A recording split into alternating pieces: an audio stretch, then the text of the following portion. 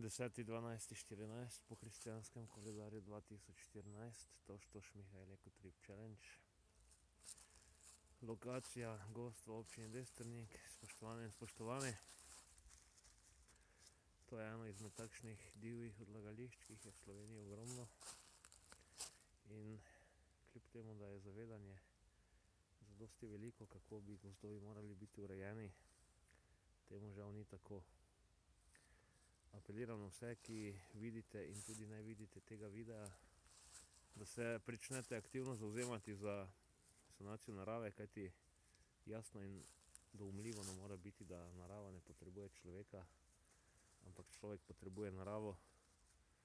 In doseči moramo odmik od škodljivega človeškega egotripa k koristnemu naravnemu ekotripu, kar pomeni od prakticiranja uničevanja narave do prakticiranja vzdrževanja in negovanja narave.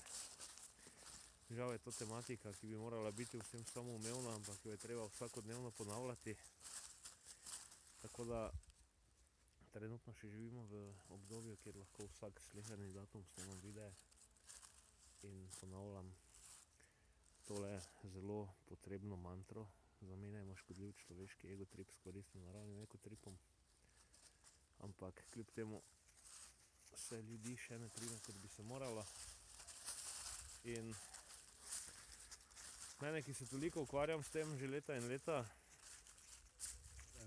okupira vprašanje, kako človek lahko v svojih mislih in dejanjih tako skrajno zgrešen, kako mu ni jasno, da mora dejansko skrbeti za svoj obstoj in ga ne z nekim svojim razvojem uničevati.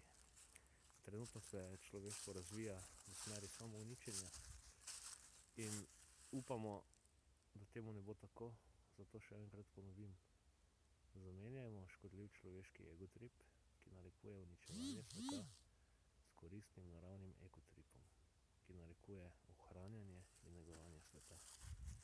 Amen, naj se zgodi.